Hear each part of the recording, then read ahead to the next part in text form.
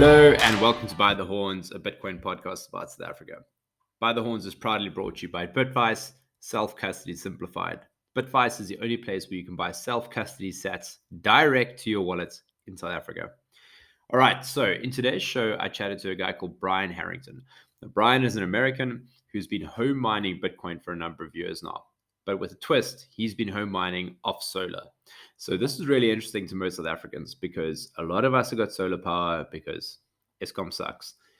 The issue with solar power is you either have to have a big battery system or you need to pump back into the grid. But as we know, you can't pump back into the grid in South Africa because the government is not paying you for pumping into the grid. And it's really hard to do it.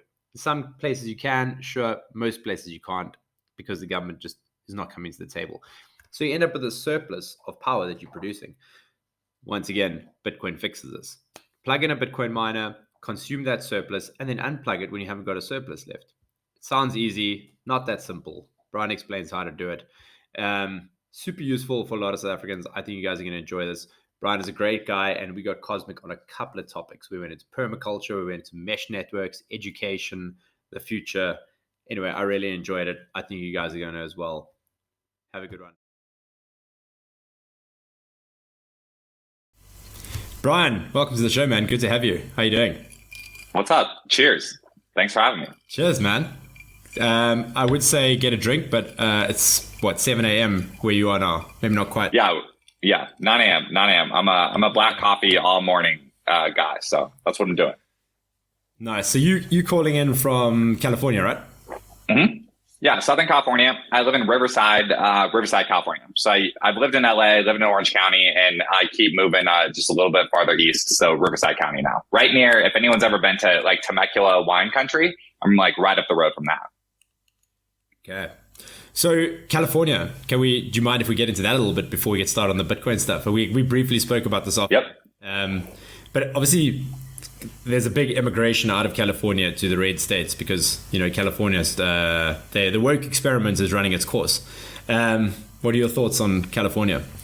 Yeah. So, I love it here. I've lived across a lot of the United States. The only part of the United States I haven't lived in is the Northeast. I was born in Colorado, lived in Florida when I was very, very little. My grandparents are from Iowa and Michigan. And then I lived in the Pacific Northwest and Washington for a little bit, back to Colorado, back to Washington. And then I went to college in Southern California and have stayed here ever since. So I love the vibe and am fully California pilled now. I understand what people are talking about of kind of immigrating away from California into the other states in search of, freedom, especially with just all the way the lockdowns went and all that stuff.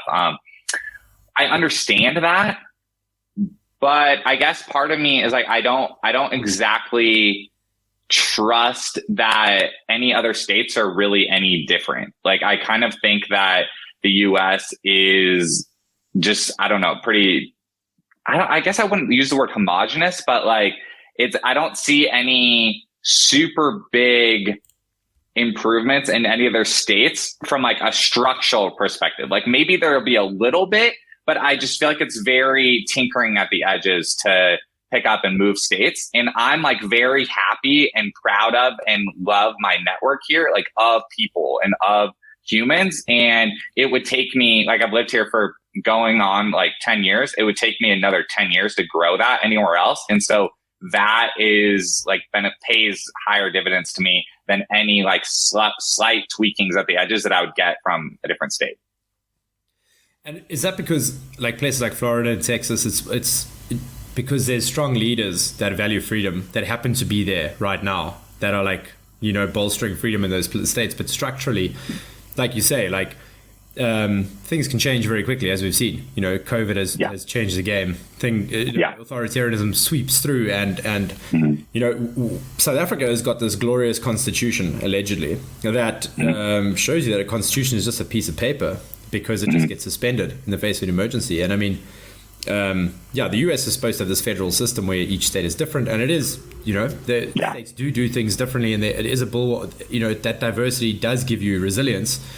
But it can only go so far. I mean, you just need a bigger emergency to those differences stripped away. I mean, COVID had an infection fatality ratio of like 0.3, 0.7% or something. So what if smallpox comes through and it kills 10% of people? Those constitutions aren't going to mean anything, Yeah. Like, look, if you're from Florida and you love Florida, that's terrific. That's great. Like, we want that. Like, I was just in Kansas City at a Bitcoin meetup, and there's a guy there who, like, he's a Missouri maximalist. Like, he loves Missouri and will tell you that Missouri is the best state in the union. I'm like, I love that. I've heard that. Because there's too much of like, oh, the grass is greener on the other side, kind of like fantasizing about like, oh, if I move there, all my problems will be fixed, or all my like freedom problems will be fixed. That's not like so if you're contributing mental energy to dreaming about how it could be better over there, but you're not doing anything to like water your own grass, that's a problem. So you're either like contribute energy to where you are right now.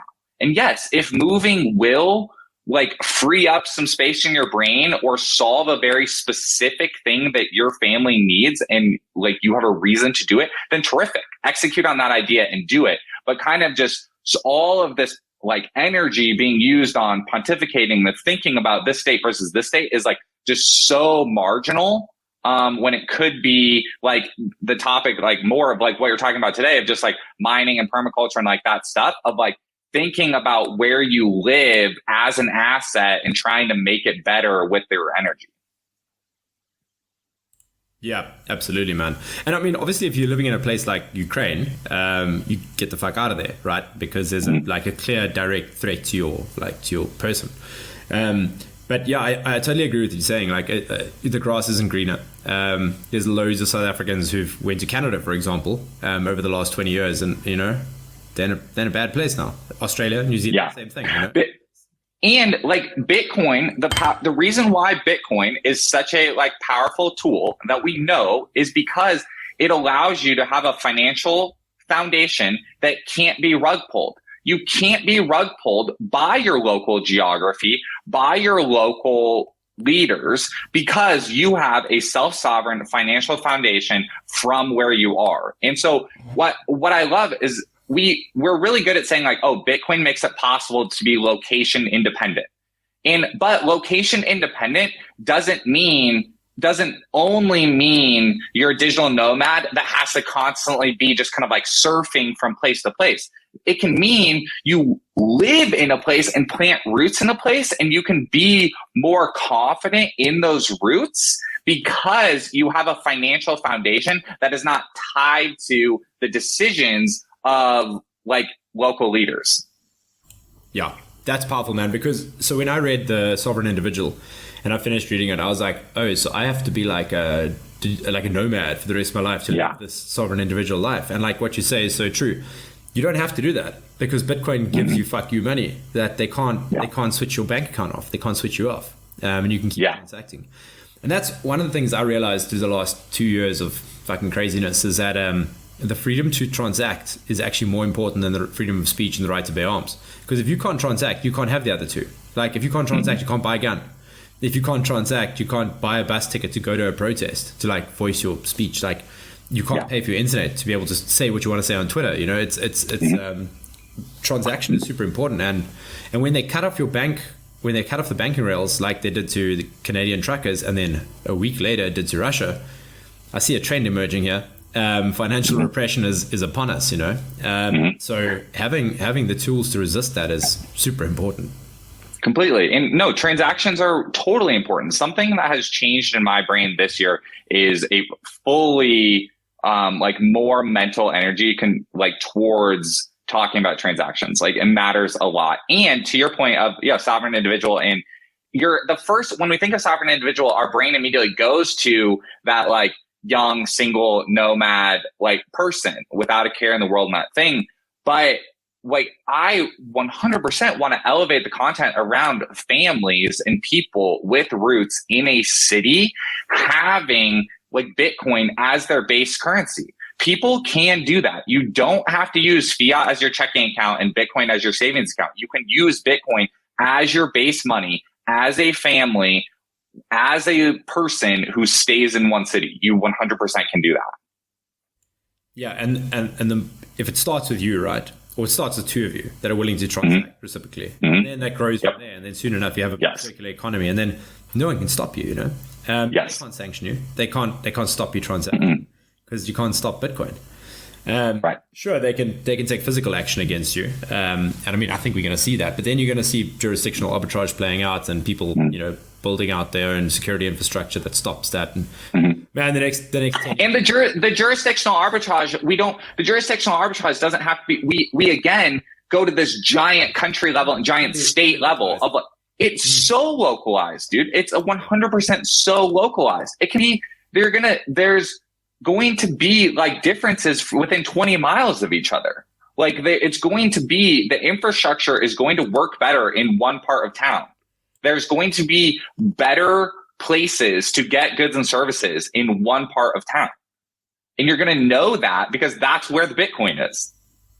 Dude, I've lived through this myself. So I used to live like a mile, like 1.5 k's down the road from where I live now. And I moved out because there was a homeless crisis that started out in the beginning of COVID. And it just went crazy where I was living in the city center. And there was just homeless people everywhere. It's very similar to San Francisco, right? And it was just became untenable to live there. So I moved up the road, up the hill, like a mile up the hill. And it's like a completely different place. That's just because the community that lives here doesn't stand for it. They, take steps to ensure that there's no homeless people living right outside your house.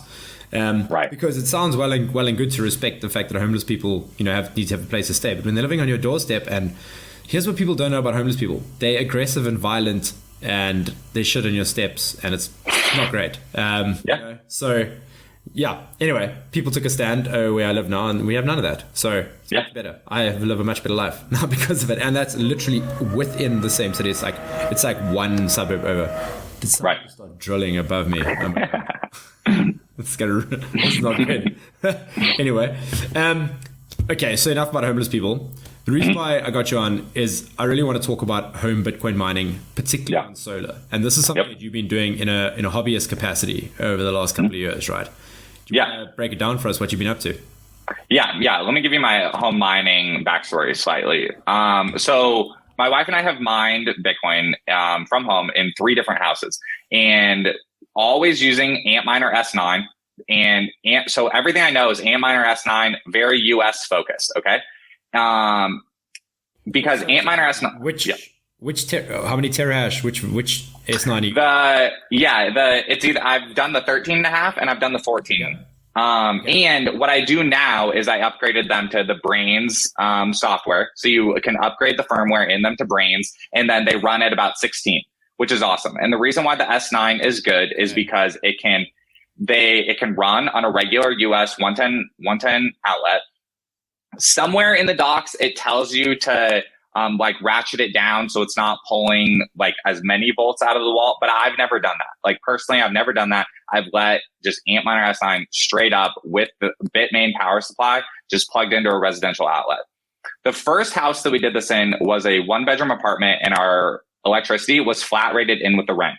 So this is where we'd been stacking Bitcoin together for a while, but as soon as we moved to this apartment, I'm like, okay, this is crazy. This is cool. Like we're living in a cheap apartment, flat rated rent. Let's look on Craigslist, find a Antminer. So we bought it for cash on Craigslist. I totally recommend Craigslist for people. Like you can go through the Telegram groups and you can buy from brokers and things like that. I prefer just staying patient and buying them from someone like in your area. Same as if you're buying a car or a camera or whatever. Like you can find them in your area. So we did that. And what would happen? Yep. Sorry to jump in once again, but it's just so people know, the S9 is it's 6 years old now, right? Like they've been around for ages, and it's just a workhorse. And people have been saying for 5 years that they're going to be obsolete by next month, but they're still going. Exactly. And there's so many of them, and there's so many spares, and they just keep going.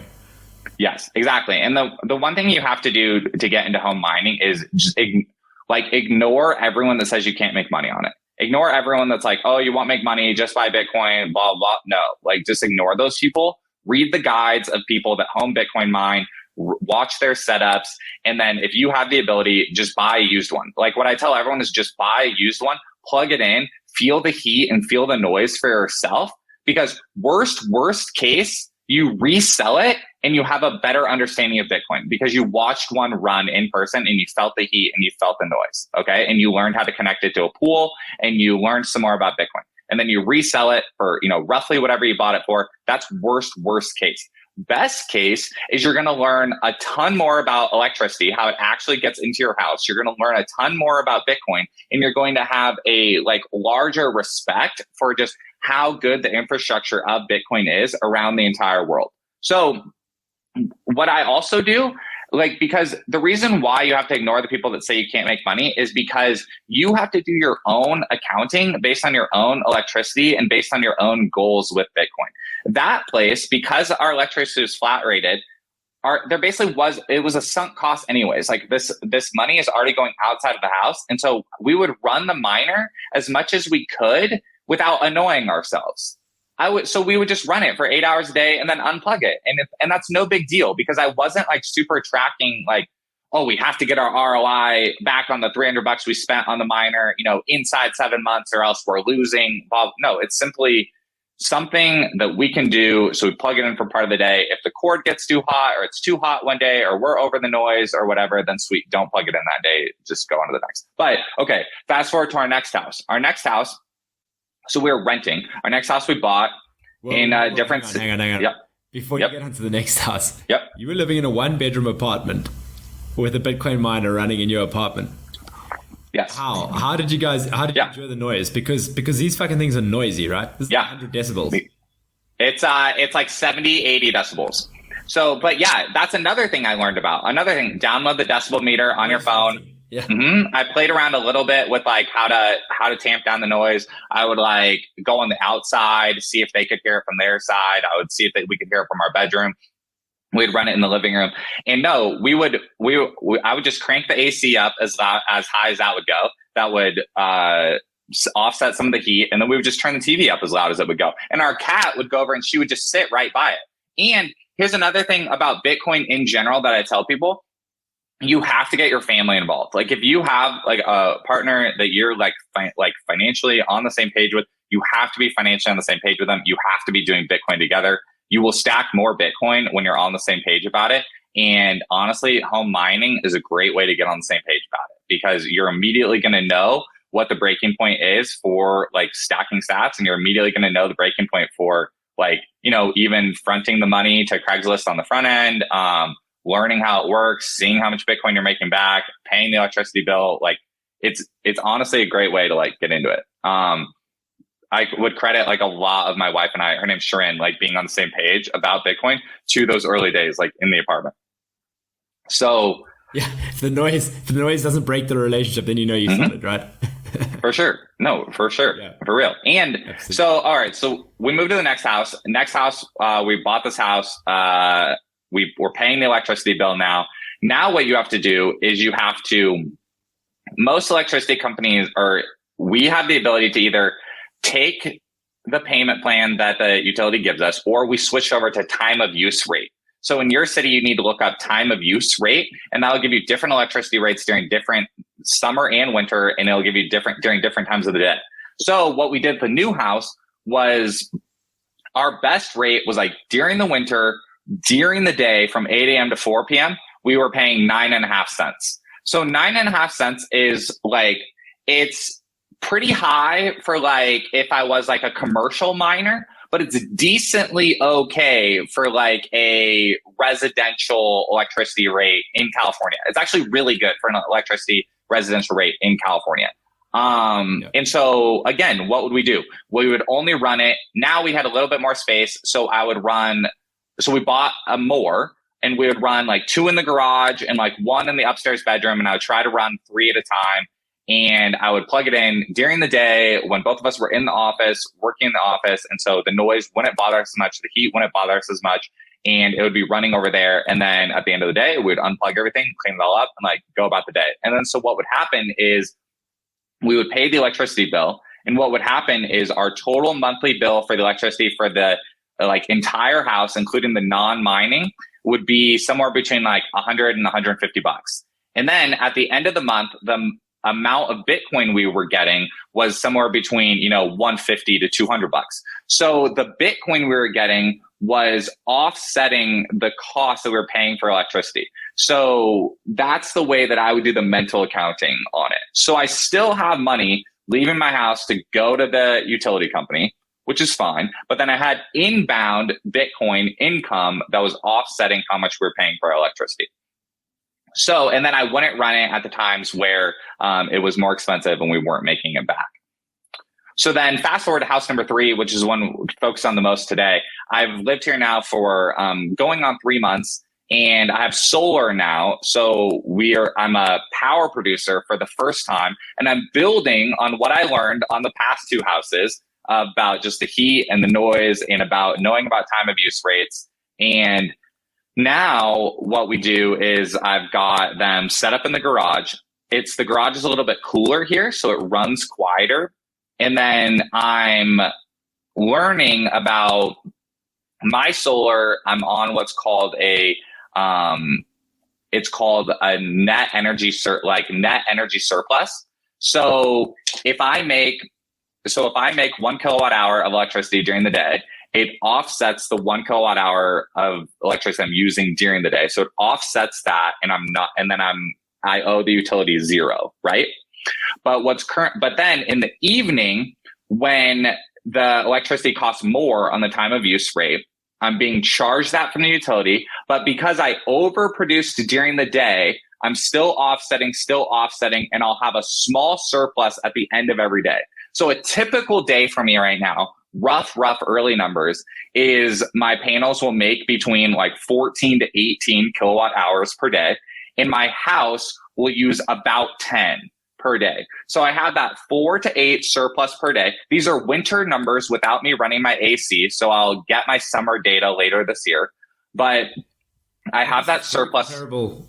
Very comparable to Cape Town, because LA and Cape Town are very similar in terms of we've got similar summer heat wise. Winters are mild, day length's probably quite the same. So our electricity is a little bit cheaper than yours, but yeah, sorry to interrupt your train of thought. But for South Africans listening who want to do this, it's very comparable.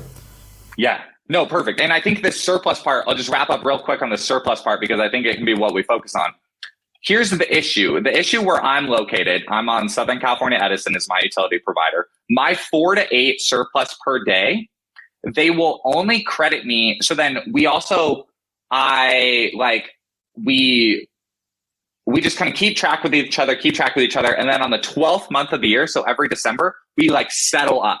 So then if I underproduced, then I pay up how much I owe. Or if I overproduced, then they pay up how much they owe me. Here's the part that's the problem.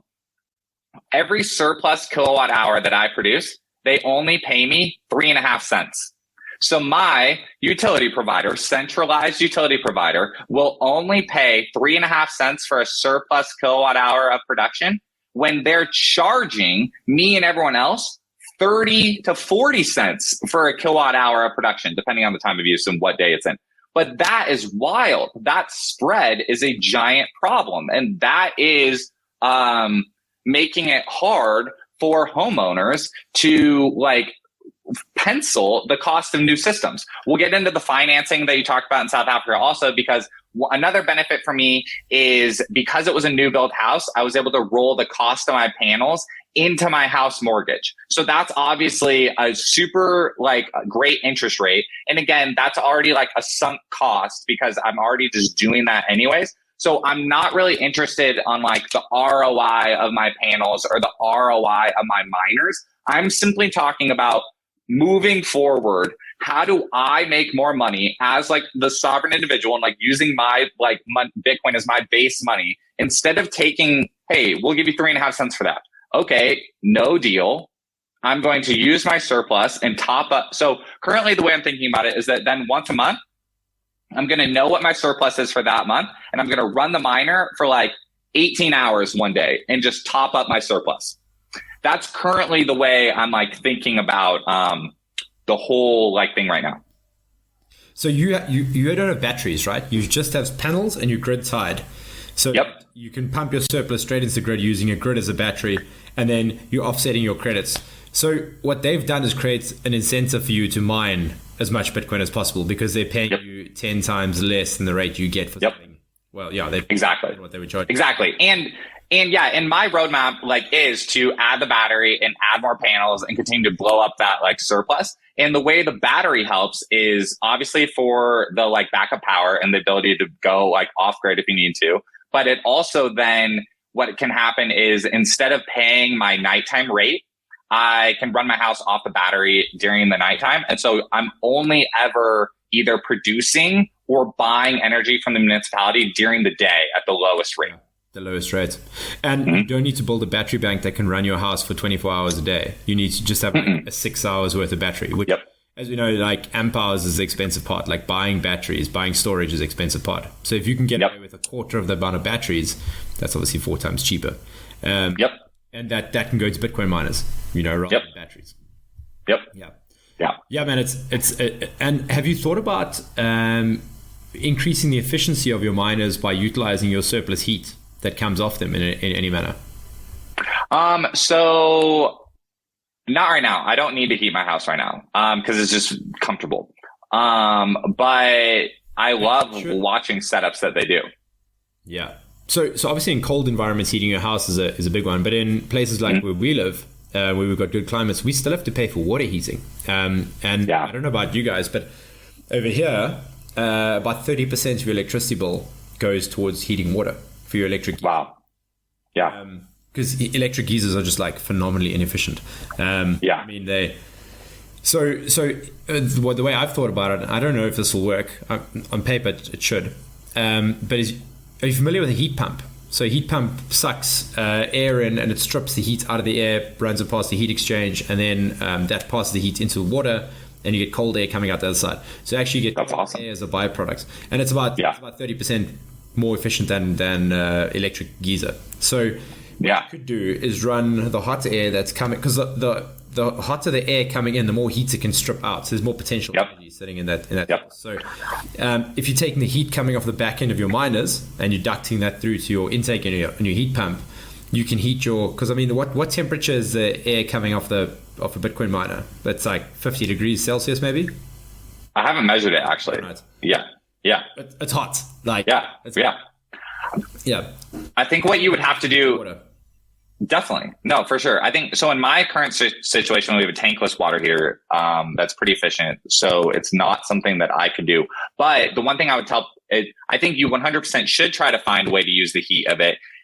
In order to make that part pencil, you're going to need to run the miners more often. So the other reason why it wouldn't work in my situation is because I'm squeaking out a small surplus, and I'm just looking to make that surplus efficient, and I'm not looking to overrun my miners. And I actually don't even need multiple miners. I really only need one S9, which is why I'm actually just looking to make this make sense at my house and then help other people get it set up in their house. So this part's super important. So what you're saying is you're not running your miner 24/7. You're running your miner intelligently, turning it on and off to load balance, offset your surplus, and max when you are paying the power company, you're paying them the cheapest rate possible. Exactly. And that's why that's why you have to be really listen to all the mining content you can, but also make it applicable to what your current infrastructure is. If you're looking at your rates and you're okay, your electricity rate is X, and then you look at how much an Antminer S9 will make, and you're guess we can't do it or whatever. And then, or you're looking at it over the top of oh man, we're going to crush it and run this 24 hours a day and all this stuff. Find your place in the middle of, both those things, because some people will tell you oh, don't even get into it if you can't run it 24 hours a day. And I'm saying, no, having one at your house can still make you money on your surplus. Yes, I'm just doing some quick maths here quickly. So you paying, call it 10 US cents kilowatt hour. So we paying around about, so that is R1.50 because it's 15 Rand to the dollar. So we paying about R2.20 residential here per kilowatt hour. So slightly more than what you're paying. But once again, there's there are different rates. If you're out in a rural area, you pay a much lower rate. I think if you are doing if you get industrial power in a rural area, the cheapest you get is down to like, I think it's about 55 cents South African is the cheapest, which is below 5 cents US. It's like 3. That's great. Which is Look, if you're commercial, that's commercial. That's completely great. That's completely great. That's what I tell people too. I'm like, look, if you're super, super rough, like if you're under 10 cents US, I look into this. Like, be among the top of the pile that's looking into this. If you're in that next level and you have solar, and then also if you have any amount of surplus, look into this. Those are the two buckets that I would look into this. Because will they buy back your surplus at all? No. In theory, yes. In theory, yes. And they talk about it, and they rolled out some legislation in Cape Town to do that, and they're trying to implement it in Cape Town. But you got to register with the municipality, you got to jump through all kinds of hoops, and like, it's bureaucratic bullshit. But they came up with a scheme nationally to do this, and then they just renege on the deal. The government doesn't really care. But it is coming because we had such a power deficit. So in Cape Town, where I live, the local municipality is pushing big time to get people to produce power and pump it into the grid. So it will be a similar scenario to what you're describing now. But what I'm very interested in is people who want to go completely off grid, or who want to be grid tied but completely overbuild your capacity. So like if your net requirements are, like you say, like 15 kilowatt hours a day, and you're building a solar system that can provide you with 45, that extra 200% you can mine 24 hours a day on that. Totally. And that's where it becomes really interesting when you take a 20-year view instead of like a short-term view, because in South Africa, I used to work in financial services. We briefly spoke about financial advisors before the show, and this is how I know they are what they are. But one of the things I learned when I was in the trade was that retirement annuities, which are like pension funds and 401, I think it's what's called a 401k in the US. It's like your retirement. Yeah. So we have a similar thing here, the retirement annuity. They are a hoax, basically, because the assets they invest in don't really beat real inflation. So you end up after 20 years, you realize, oh shit, this thing actually didn't get me to where I need to be, or to where my advisor promised it would get me. So the way I'm thinking about it is if you can build something that can build you a revenue stream, and the term passive income annoys me because there's no such thing as passive income. Everything is active. Everything requires work. But if you could, over time, over let's say the course of your career, 40 years, you can stack solar panels and stack Bitcoin miners, and then just accumulate and increase your revenue production potential of your mining system, that by the time you reach retirement, you've stacked a whole bunch of Bitcoin, and you're now at your peak of your productive capacity of your system. You've paid off your house with the solar system and everything, and you are just mining Bitcoin now. And let's say by that point, Bitcoin block reward is below one Bitcoin a block, etc. But the price of Bitcoin should be way higher. But then you're still generating revenue, and then you can start decapitalizing and selling Bitcoin to pay for your retirement. And hopefully that should last you the next 20 years before you croak. I'd like to do the math on this and see if this is a sustainable solution. But so 100%. Two things on this. One, so what's funny, so the company I work for in the States is called Choice App, and we're a path for you, like redeeming your 401k, like bringing it back to redemption. I would say if you don't like what it's invested in, like you can transfer it into Bitcoin, roll it over into Bitcoin, and you can still enjoy the like tax benefits of these types of accounts with the currency that you now like prefer over like other investment options. So very thankful for that. Completely agree with you. And then if you can get the tax benefits and invest in Bitcoin. Exactly. Yep. You struggle to beat that. Yeah. Exactly. And then number two, everything you're saying about, I call it SATS flow. Like I agree with you in your comment about passive income and this like, having multiple cash flow sources is completely positive, and the people that preach that are exactly correct. Something that I want to see happen more in Bitcoin, I'm very passionate about personal finance, and like something that I want to see happen more in Bitcoin is talking about SATS flow, like having multiple forms of SATS flow. And we've seen these paycheck products come out of being able to direct deposit into Bitcoin, and everything you're saying about Bitcoin mining like is exactly true. And so what's wild about Bitcoin is that even though like the thesis stands that even though the block reward will be smaller going into the future, the purchasing power of Bitcoin will be higher. And I actually believe part of me believes that like retirees will be among the first participants in a widespread Bitcoin circular economy, because these they're going to be the first ones to feel the pinch. Like, we keep talking about like, oh, the pinch on pensions is coming, the squeeze of the pensions is coming. Like, we keep saying that. There's going to be real people in our lifetime that we know that physically feel that, like, deeper than they even are feeling it today. It's here in South Africa already, man. Like, happening today already. Yeah. Where people have retired, and they've got, you know, a couple of million, like 2 million rand in their pension fund. And when you took that thing out 30 years ago, 2 million rand was like 10 times the price of your house.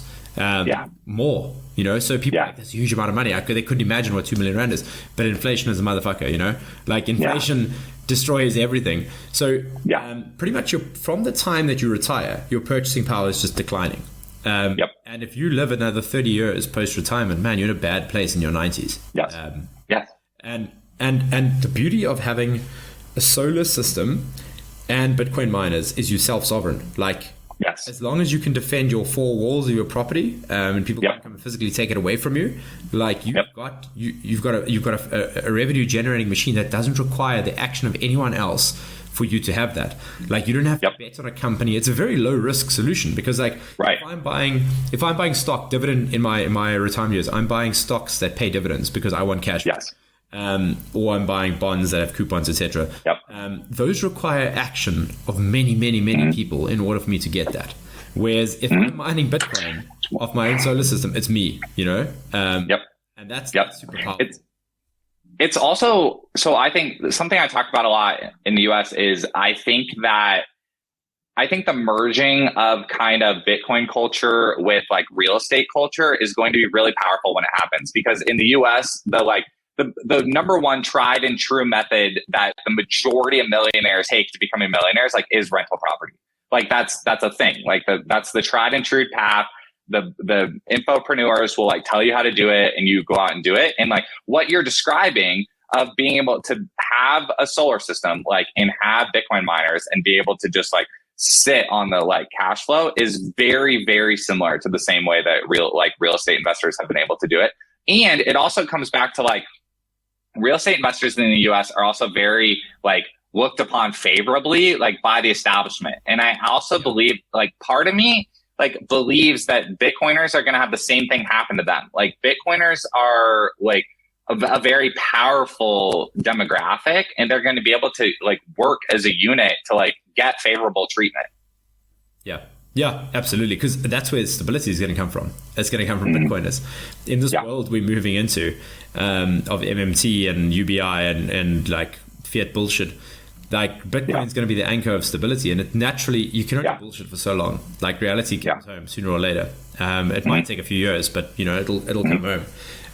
But with the Bitcoin mining, it's so solar is like the one that makes sense initially, but like that as your base load. And when we talk about base load power in a national sense, solar is unreliable because it only produces during the day. And coal and nuclear and all those things are much more reliable. But as an individual, you don't have access to those. I can't put up a coal power plant in my backyard. But I can put solar panels on my roof.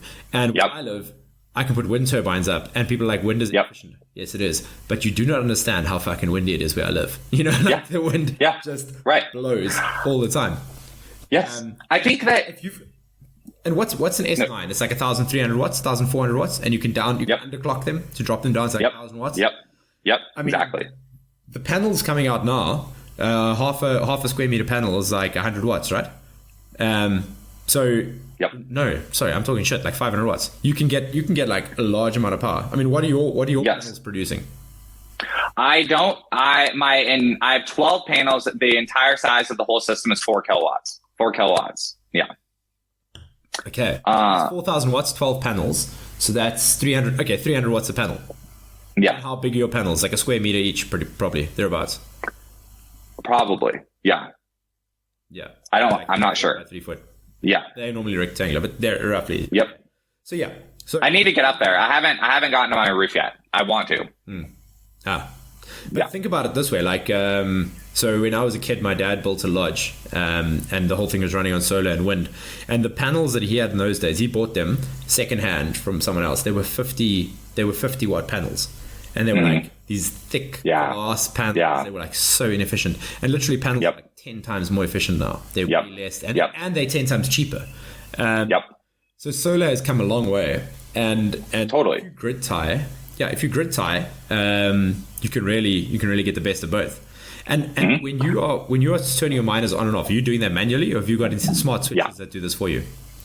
No, manually right now. Like I'm manually right now, and that's why manual and just plugging and unplugging it back in. Definitely getting the future. The future is everything we're talking about. I have a machine. It's called a Sense. It's an orange box that I installed in my panel. I've released this on my YouTube channel. Like if people want to search Brian Harrington on YouTube, they can find where I put this in my panel. And it tells me all the solar coming in up to the minute live, and it tells me the amount of power my house is using live. Because one of the problems is the solar dashboard, they don't tell you up to the minute, and the utility company, they don't tell you up to the minute. They'll both like let you export it afterwards. But no, I have on my phone now all inbound and all outbound, so I can know at that minute what my surplus is. And where I was going with that is that yes, eventually that is going to be able to load balance to the miner in real time. So instead of me currently right now, I'm like, let's get a couple months of data under my belt, and then I'll top up like on 1 or 2 days that month, and then see if it holds again, and I'll top up 1 or 2 days per month. What's going to happen is that box is going to talk to another software piece, which is going to talk to my smart switch, and it's going to load balance per day, 100%. And that's going to make then the return on investment of the Bitcoin even better, because then we're going to be DCAing into Bitcoin as, again, purchasing power, like Bitcoin goes up on average every single day. And so that's going to make the whole thing totally more efficient. And that's where it's going. And in the same way that people buy home batteries, they're going to buy the prepackaged S9 box that sits on the outside of their house, exactly where your AC unit goes. So you're going to have your AC unit box, and then you're going to have your miner box, and then you're going to have your solar battery box, and it's all going to be this thing, and it's all going to be tied together with software doing it for you. But but you can start now and manually start to build this thing and tinker with it, and start to enjoy those benefits right now, because we can see it. And you get to front run everyone else who's doing this yet, and then you potentially get to set yourself up a business in this line of work, teaching other people, selling people this system. The world needs more Bitcoiners. Like if you're here listening to this, and there's honestly people listening to this who probably know more about solar than I do. Like I've been learning about Bitcoin since 2015. I've only been learning about solar and like permaculture for like 6 months. I'm 6 months into my permaculture, solar, gardening, like homesteading, self-sustainability stuff. So I just want to encourage people on the other side of this. Like if you're 10 years and 15 years and 25 years into your journey in self-sustainability and that stuff, dude, like congratulations. And like, welcome to Bitcoin. Like we've been waiting for you, and that's exciting. And so dude, download into Bitcoiners everything that you know, and allow Bitcoiners to download everything that they know into you. Because what I want to talk about, or just jumping ahead or around slightly, is everything you said about the windmills.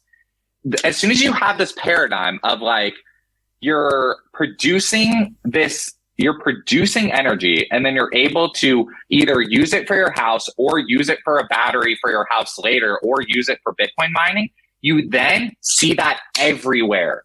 And so what I'm doing right now is I'm adding a water tank for rainwater capture to my backyard. So now I have, in my water tank is going to be hooked up to the municipality, and it's going to be hooked up to my roof. So now how do I fill up my water battery? I fill up my water battery either from the municipality and fill my tank up so I have water on hand, or I fill it up from God and from rain and produce it myself. And then I have a water battery now.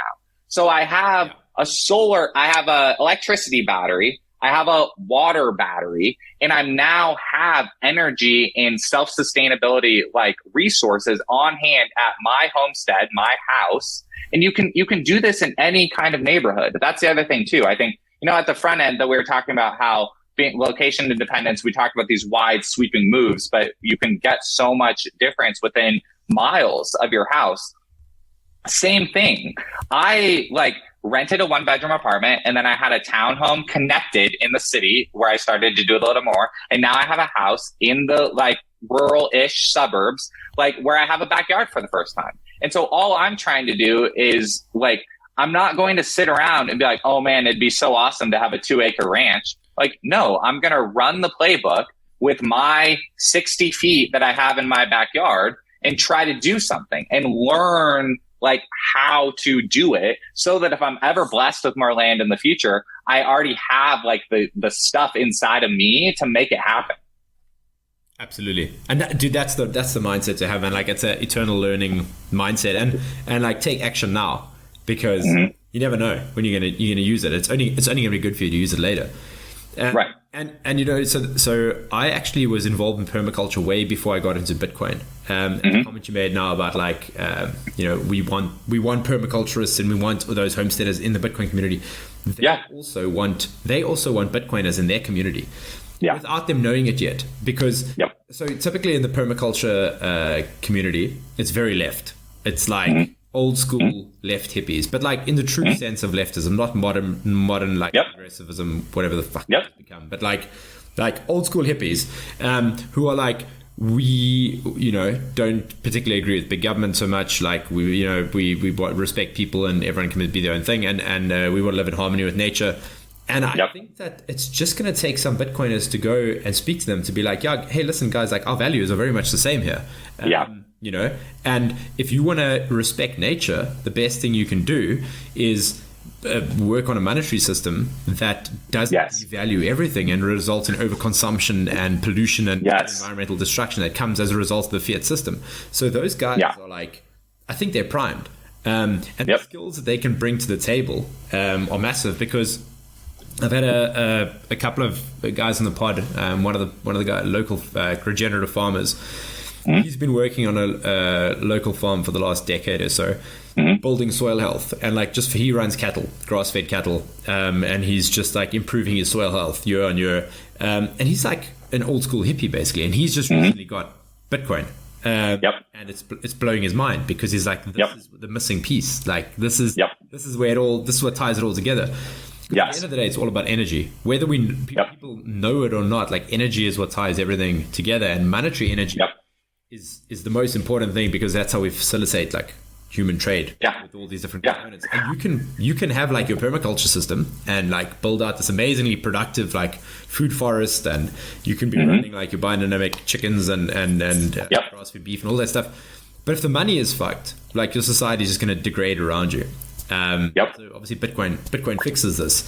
So there's allies we don't even know that we have who are coming to the party soon, I'm sure. 100%. And it's very exciting. Like I was on the phone with my like water consultant, who she's helping me build like this system in my backyard. And the language is the same. The language is the same between these two communities, and we're just now scratching the surface of this and helping get it out there more, because she talked about how like it's humans that try to say the garden is right here in these lines, like, and then the orchard is right here in these lines. Like, and then the water comes from these sprinklers, and it's humans that try to say that and like plan this thing. And she used the word like central planning. Like it's humans that try to do that. And so I was telling her on the phone, I'm like, it's the same thing. Like it's humans that try to say inflation is good, and the exact dial of the money needs to be right here in order to produce this over here. And everyone needs to do their economic activity inside this. It's us that do that. We don't need that. We don't need that. We can have the like organic open source money that the monetary policy is known and open by a set rules of how the world works, so that everyone can build their foundation on it together. It's the exact same thing. And your point about the overconsumption, exactly right, because like fiat money is what causes the man on the bike syndrome of like, you have to keep pedaling. You have to keep pedaling. You can't rest or else you'll fall over. And that's what produces overconsumption. And that's what produces resources being put in the wrong areas and creating all the negative side effects. And so, no, both are just very powerful together. Yeah. You know, one of the things that blows my mind is that like, a central planner will tell you it's more efficient, or a PhD economist will tell you it's more efficient to go and strip mine the island of Vanuatu completely of all its phosphate, so that it is like, it went from being one of the poorest countries on earth to like one of the richest in the space of 20 years to back to being one of the poorest 20 years later, because they just strip mined all of the phosphate out, because they had like coral phosphate deposits in the middle of the Pacific. To take that phosphate and bring it to a farmer in South Africa and put that on the soil, they'll tell you that is more efficient than that farmer stimulating his soil health and promoting phosphate solubilizing bacteria in the soil, which will then make phosphate available from the organic complexes that are in the soil at the same rate as this phosphate you're going to apply as an inorganic chemical. They'll tell you mining it and bring it more efficient than just applying and working with nature and like understanding the realities of the situation here of like, okay, there's an ecosystem, there's this amount of energy in it. How do I tweak this to try to, bend it to my will instead of just, bring external inputs and pumping it in and thinking that this is a sustainable solution. Yes. It's crazy. I'm just thinking, I tell you that that's a good thing. Correct. I'm thinking about the concept of the soil health, and I'm still coming back to what we were talking about, the nomad, like moving around, the location independence. Like location independence also has there's so many people that are just in search of the greener grass, but they don't know how to grow the greener grass. Like they're constantly in search of, well, let's go over here. And it's like permaculture, and Bitcoin is trying to solve the soil health of the money. Like so we know how to grow good soil. We know how to do that. The playbook is there, and you can carve out your space and run the playbook on how to heal that soil. And hopefully you can keep growing it and get your neighbors to do it and grow that. Bitcoin is solving the soil health of the money. And that's what a Bitcoin circular economy is. Like a circular economy is an engineering term about like not having anything go to waste, like eliminating the waste.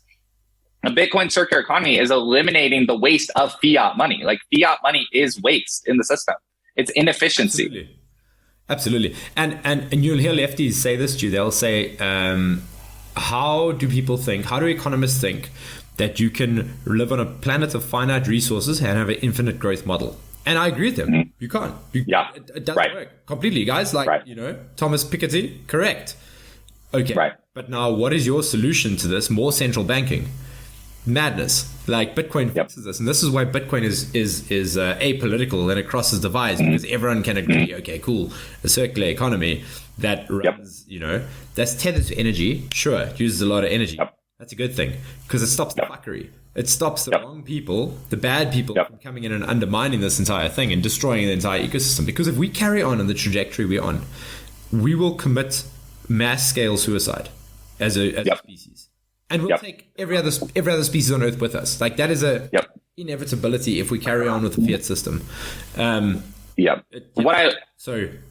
Another paradigm that I like thinking about that I want to get better at articulating is right now in the world, we have these two systems butting heads, right? Between like nationalism and globalism. And we're like, oh, we're all in it together, or like, no, we need to shut off and like close down borders and like protect what's in the thing. And we have these two things like butting heads with each other. And then we have the leaders of both of those movements. Bitcoin is like hyper allegiant to the micro local, the individual. And then it's also hyper allegiant to the entire biggest system that there is, global. And there's no other movement in the entire world right now that is hyper allegiant to the individual and hyper allegiant to the entire global goodness at the exact same time. And to be able to push forward the individual and the entire global system in a way that's cutting out the smart, high IQ central planners. There's no other tool in the entire world that's doing that. I don't think it's ever happened. I can't think of any example that has ever happened before. If you look at, one thing that I only found out recently was that how Christianity became an organized religion that gained so much power. Because Christianity started out as being a highly persecuted group of people. Christians were like super persecuted. And how did it spread through Europe? And the way it actually spread through Europe was these monasteries would be set up, and they were R&D facilities. They were scientific centers of excellence where monks would selectively breed crops. And the benefit that they offered to society around them is every season they would distribute seeds that yielded higher and higher outputs than previous seasons before. So they were literally the geneticists of their time doing like cutting edge scientific research. So the utility they offered to their society was like a 10x improvement of what was there before, which was paganism, which didn't do any of that. I mean, they had their own set of customs, etc., but it didn't materially improve people's lives. So Christianity gained a foothold, and then that led to centralization of power, and then you end up with this shit show that is organized religion. But the intention, where it started out with, was that it added value to society. I really lost my train of thought of where I was going with this. Yeah. It was an interesting little tidbit about how Christianity has spread. But that the way it started was grassroots. It didn't start top down. And this is what Bitcoin is, right? Like it's a grassroots movement.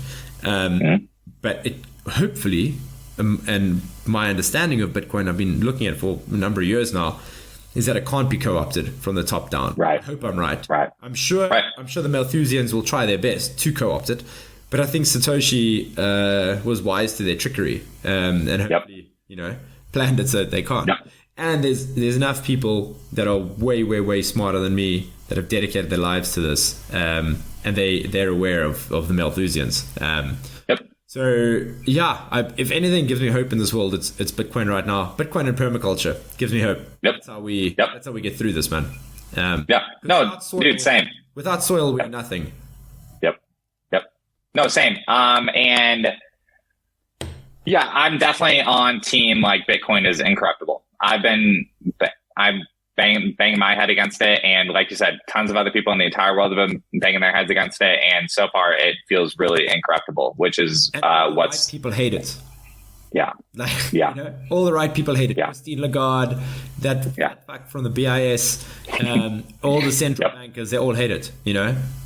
And to me that's the fact that when the trucker protests happen now in Canada, they shut down all the other banking rails. They shut down GoFundMe and GiveSendGo and everything. They couldn't shut down Bitcoin.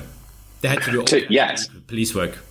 Exactly. To put a little bit more of just, again, hammer a fine point on it, when you understand the principles of permaculture and know how to make your soil better, the physical place where you live in that soil better, and then when you have Bitcoin as your base money, which is incorruptible and inability to have it like the value rug pulled from it or censored or whatever out of it, then where you're standing becomes like sovereign ground, and not in a buzzword sense, like in a very real, tangible sense. You have the ability to live on your quarter-acre lot, third-acre lot, and you then have the ability to work with your neighbors to spread that mentality, protect the mentality of work the soil, work the Bitcoin. And then as you don't have to be outraged or following whatever the thing of the month is. You don't have to. You don't have to. You can if you want to, and you can't. But if all you're doing is working the soil, and then like pouring into the Bitcoin monetary network, your carve out of the world will work better than the central planning. It will work better because it's based on math and physics and science and how things work. And in reality, it's based on reality. It's based on the reality, and it's also based on, it's based on selfishness. It's based on humans being self-motivated, but with the ability to work selfishly with other humans to create, like, you're good at some things, I'm good at some things. So it's just this wild blend of all of that and then what's going to happen? You will become a local leader. Like, you're physically going to become a local leader because no one else has any solutions. There's no other solutions outside of knowing how to make food come out of the ground and knowing how to interact with a monetary network that can't be messed with. There's, like, if we're talking about base skill set, extremely base skill set, there's no other base skill set in the world. And I'll take another one you can add on top of that, which is a modern take, is you can add mesh networking on top of that. If you can do those three things, because then you can provide communications and you can provide a network for people to transact across through time and space. That's when you build something really powerful. Censorship resistance, and then educating your own kids, and not sending them to a public or private school for that matter. Just take responsibility of your own kids' education. This is something that I've only come to terms with recently. Like a few years ago, I was like, homeschooling is a bit weird, and now I'm like, it's the only solution, because there's not a fucking chance I'm sending my kids to a normie school. They will come out hating you, hating themselves, with blue hair, and it's going to be a shit show, dude. No. And here's my thing about kids now too. So I have a 9-month-old, and I'm like, what Bitcoin is doing for them, and what Bitcoin is doing for, like, their kids are going to be able to start working like younger and younger, like software. We like the amount of like bug testing and just like reliability testing that people need to do on every single little square that's on their phone. Every single square that's on your phone needs reliability testing and needs bug testing. Yes. I think that 13, 14, 15-year-olds are going to be able to start doing that and getting paid Bitcoin straight to their wallet from their parents' homestead. That's going to happen. And so what are you going to do? You're going to, like, look, call it homeschooling, call it whatever you're going to call it, but you're going to be a kid from 3 to 10, and then you're going to start doing something. Like, that's it. Like, that's it. And that's beautiful. It's only been the last 50 years that it hasn't been the case, where we've moved into this inorganic like mode of living that is not sustainable at all. And if we don't deviate from that path, it's gonna screw us. It's gonna screw humanity over. I love what you said about I loved what you said about the mesh networking, because you're exactly right. If we take here, this is so funny. You know how, so we started on solar, and then we got to wind and got to water, right? And we talked that, and we got out there. Same thing. You're starting on Bitcoin, and then what are you doing? You're pulling out to all other open source software. And so this is something for normies and for non-software people. And I'm always have been more of a project manager and more of like a product person than I have been an engineer. Like, I don't have the ability to be a software engineer, but I do have the ability to think about software as a thing. And here's something that people need to understand: the difference between closed source software and open source software. Like an open source software where it's just a thing. It's like a utility. It's like a commodity. It's a thing that is now, it didn't used to be there, and now it's there. And like combining all the principles about permaculture and just letting nothing go to waste and understanding how to like use what's available. Open source software is the exact same way. And so merging all of these offline activities with all of these online activities, that's what's making the world better. Like, technology should be improving the world. Technology is like a blessing, and it should be made same way that energy is a blessing. Energy consumption is a good thing. Yes. There's no positive outcome for the world that has less technology or less energy. There's none. Yeah. Not for the individual, not for the group, not for the entire world. Yes.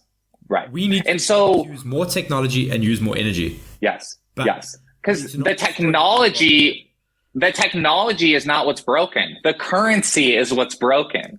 Yes. That's the base of it. That's and the perverse incentives of the money create this like rogue technology that is trying to enslave us, because the monetary system is trying to enslave us. At the core of it, you've got a group of people who get the money first, purposefully, knowingly, and spend it and get inflation. Everyone else experiences the inflation. So what they're doing is they're energy vampires, and they are sucking your energy and your stored time out of you, because you might have 1,000 Rand sitting in your bank account. In 10 years' time, the purchasing power of that 1,000 Rand is going to be 50% less than what it is today. Conservatively, because the energy vampires are printing money, because they have, they have access to that. Bitcoin fixes this. It takes away that right, that privilege to be able to do this, and it gives you to a much more honest society. And honest society is a good society, man. Like, this is the base of human progress. It really is. I think Bitcoin is the heart of the revolution that's coming, or that's already started. Yep. And it's definitely underway. And it's like, look here, you in LA, I'm in Cape Town. Here we are talking about these ideas. Yes. 5 years ago, there were people talking about these ideas, but far less, And now it's like, just this hive mind. Correct. That's evolving.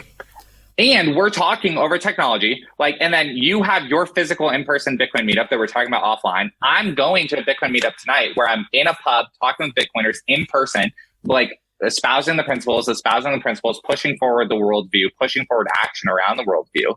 Yeah. That is a revolution. That's what a revolution is. Yeah, it's guys in bars talking about revolutionary ideas. That's literally what the American Revolution was, and this is what the Bitcoin Revolution is going to be as well.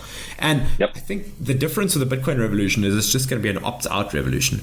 It's just going to be people moving out of the cities and just saying, I'm out. It's literally, it's Atlas Shrugged. It's literally, it's what it is. Everyone's going to their own version of Galt's Gulch, and they're just like, I'm out.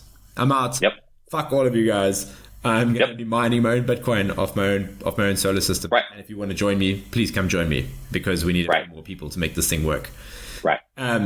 Yeah. It's a beautiful thing, really. And I'm very lucky, as you are, that both of our partners are into this as well. Because I know a guy who's he's on our Signal local chat group, he's going through his relationship's having a really tough time because his fiance doesn't see the world the way he sees it. He's a Bitcoiner, and he's like, I need to get out of Europe, and she's like, what are you talking about? Like, everything's fine, And unfortunately, I mean, it is what it is. Not everyone sees it the way we see it. But keep working on it. Honestly, keep working on it. And I think only thing I've got on that is have Bitcoin on their phone. Try to get Bitcoin on their phone. Work together to think about it as a currency. Buy a gift card to then go buy coffee and talk about it. Work Bitcoin into the conversation in a way that matches where they're at and makes it relevant to what they care about. Yeah, absolutely, man. It's exciting times, man. And just on the water thing, I don't think we gave the water thing enough attention. So in Cape Town, a couple of years ago, we had a water crisis where basically we were a month away from running out of water. The whole city almost ran dry because they had a drought for 5 years. California had a similar thing around about the same time, actually, where everyone was freaking out about water. And then everyone installed rainwater tanks, and they sunk boreholes, and that now the rain's come back and we haven't really got such an issue anymore. But a rainwater tank, like you say, is a water battery, because if the water goes out, people are so used to opening a tap and the water comes out because they don't think, okay, the electricity's off, but I've still got water, because they just think that's how it works. But that requires pumps. And when those pumps go down, you don't have water. And if you don't have water, you die very quickly without water. And if you had the city of Cape Town without water for 3 days, it would be pandemonium. For sure. It would be the purge. So having a rainwater tank and 500 liters, I don't know, what's that, 100 gallons, 150 gallons of water, that'll see you through for drinking water for a month, and that's not a large water store, but so few people have it. And it's it's the number one thing. Before you have a savings account, before you have anything, you should have a rainwater tank. And I like to keep you alive. Yes. And I liked what you said about, on the solar battery of you don't need one that'll run your house for, a month straight. You need one that'll get you through a few hours without the energy production until the sun comes up the next day. So same thing with the water.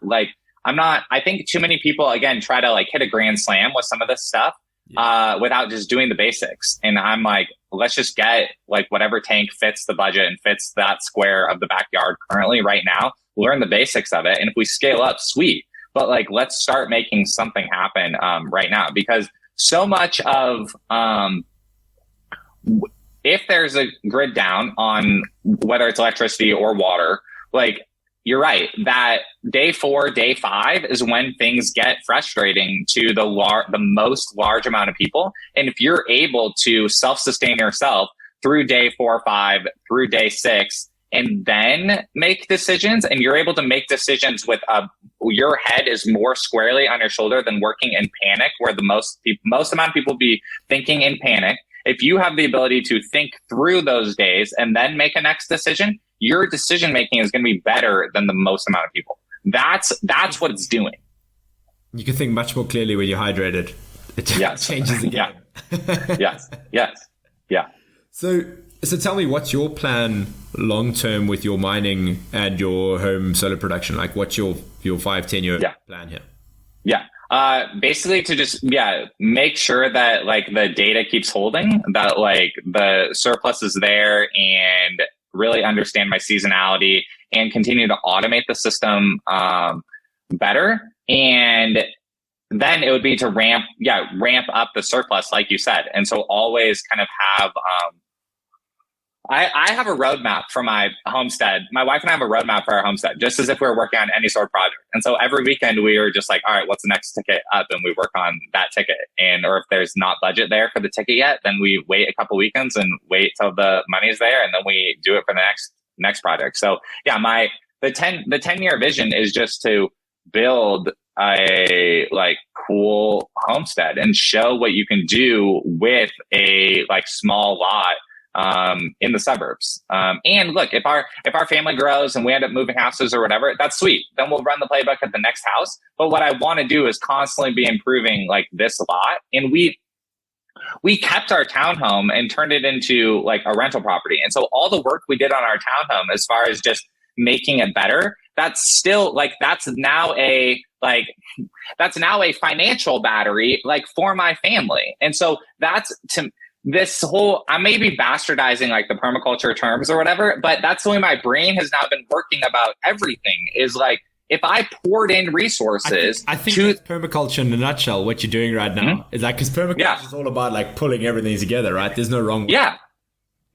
No, and that's where, so now I just think about like, because the way that you described like fiat money sucking like resources out of you as a human, when I think about my parents and I think about my grandparents, like, dude, my family doesn't have compounded wealth at the level that it could have if we had understood these principles back then. Some families like have compounded wealth because they understand the way the Cantillon effect works, and they understand they've been using real estate like as the financial battery to like keep it in the family or whatever. Like, and not everyone has been able to like do those systems over time. But what I've been so thankful about is being on the same page with your partner and understanding the principles of how like wealth building works, and being able to like keep it and go over time. And obviously then like adding in Bitcoin and everything I understand about Bitcoin, you add in real estate and everything you understand about real estate. Like, I'm learning everything I can about the like gardening and energy production and like things like that. And I'm trying to wrap all of that together and like keep it over time. And so, yeah, my 10-year plan is to like continue to build the snowball every single day with what I have. And it just builds resilience. Like, your system just gets more and more robust. You can just handle more shocks. And so you get to a point where you can handle like 2 years of shock, and like you can totally, you know, right. And then you can get from the point of like you could then finance the solar panels, or you could finance a bigger water battery, you could finance a bigger solar battery, you could like, there's because if you have to start small with the money that you have, then you start small with the money that you have, which is fine. But you still run the playbook, and that's what the beauty of Bitcoin is that say you have no assets and you're starting from square one, Bitcoin can be the asset that you build the foundation on, because it can't be rug pulled. So if you only have $1 or $1, if your excess, if your surplus at the end of every month is $1 or $1, put it into Bitcoin. Put it into Bitcoin and start to build that. Then you build out from there. Because life is a marathon, you know? Like, and people are like, okay, Bitcoin's volatile. Sure, long term it wins. And like, your life is long term. So you got to think in those. You got to think in those like those scales. And dude, life is so long. Back to the kids thing that you talked about. Like, I don't think school. It's super easy to like bag on school, obviously, but like as a kid, you're kind of like, oh, get done with like this 9-month thing, or get done with this 9-month thing, and you're always like chasing the next thing. Like, dude, life is so long. I don't think it prepares you for that. Like, it doesn't prepare you for your decisions. like good or bad, are putting you on a trajectory. And so all of the stuff of just like try to get 1% better per day, try to make good decisions, like try to just not move backwards, whether you're talking about your physical health or your financial health or your like skill set or whatever, dude, that's all true. And all of that is easier when you're not stressed out. And okay, where does a lot of stress come from people? Finances. Like people are stressed out. People are the man on the bike they're on a hamster wheel because fiat money is causing them to be on a hamster wheel. You can't rest. You can't rest and just be a barista and have a garden. You can't do that because the world is demanding that you run on the treadmill. They're demanding it or else you're out of the game. Bitcoin fixes that. Bitcoin allows you, it makes working better so that you can actually save money, so that you can rest and do things that are better for yourself and better for your community. Yeah, absolutely. And just like slowing down your thought process because you're now not so stressed about the finance. And this is the thing that maybe it takes a full cycle. Maybe it takes 4 years in Bitcoin of stacking sats before you get to that point where you're like, okay, I can kind of breathe now because I got a bit of a buffer. And then you start thinking and you're like, oh, maybe I should only be eating grass-fed beef. Maybe I shouldn't be pumping my body for these hormones. Like maybe I should be like really caring about like the media I consume or like, you know, the company I keep. It changes everything, man. Like literally. Yes. So it changed the entire mindset. Like I've been on the yes. I was a libertarian before I was a Bitcoiner. But Bitcoin is what changed me because it's such a simple concept. Like a 4-page white paper has such influence on the world. It's insane. Bitcoin gives you energy, like having the financial independence and having Bitcoin gives you then the energy to pursue all the other niches. Because the problem is if you're involved in another niche, it's still from a perspective of like, it's very daunting. Like the establishment, for lack of a better word, is just very big, right? Like the crisis, the problem is very big. And so we get down on ourselves about like, oh man, like my homestead like is only 1/3 of an acre. Like that's so small in the grand scheme of this entire thing.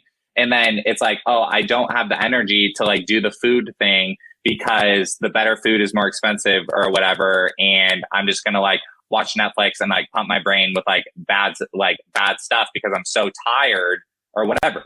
Like, yeah, having a financial resource that like is not degraded then gives you energy to like really push back against everything and really start executing across the board.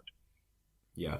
And that's the thing. It gives you the energy to push back. You're right. And it's not the price. It's not the fact because like Bitcoin is obviously volatile. So like a couple of months ago, Bitcoin's price was way higher and you were like, oh, okay, I was a lot richer than what I have now. But your mindset doesn't change. You still have fuck you money. You still have money that no one can take away from you. And it's contagious. There's more Bitcoiners than ever before. Every day, there's more Bitcoiners. Yes. Like no one is an orange pilled, you know? And red pills are raining from the sky. And I think red pill precedes the orange pill. You kind of have to take the red pill before you take the orange pill. But you know, it's not going the other way. No one's taking blue pills. No one's like, oh, everything's fine. The establishment is good. You know, like this is all fine. You're like, that's not happening. Right. So we've got, I generally think like we at the tip of the spear here, but like it's coming. Like the dam is breaking. For sure. And the way I think about it is that like, we should be there as Bitcoiners to provide when all these people arrive off the boats of from Normie land and they're like, what the fuck now? Like Bitcoiners should be there with solutions to be like, right guys, for sure. Here's what's going on. You need to get into mesh networks because your communications have got to be free. If your communications are not free, like they're going to control you. Your food system, you got to start thinking differently about the soil and how you produce your food. You got to start thinking differently about money, and it's super empowering for a person to put 3 solar panels on the roof and an old banged up S9. Like, that's liberating, you know. And let's say they stack 5% a month because the rest goes to paying energy bills, whatever. That's compounding. 5% a month's a lot, you know. Like you take a 10-year time frame. Totally. Maybe S9s will be obsolete by then, but can they really ever go obsolete if your marginal cost of power production is going down? Exactly. No, dude, exactly. Exactly.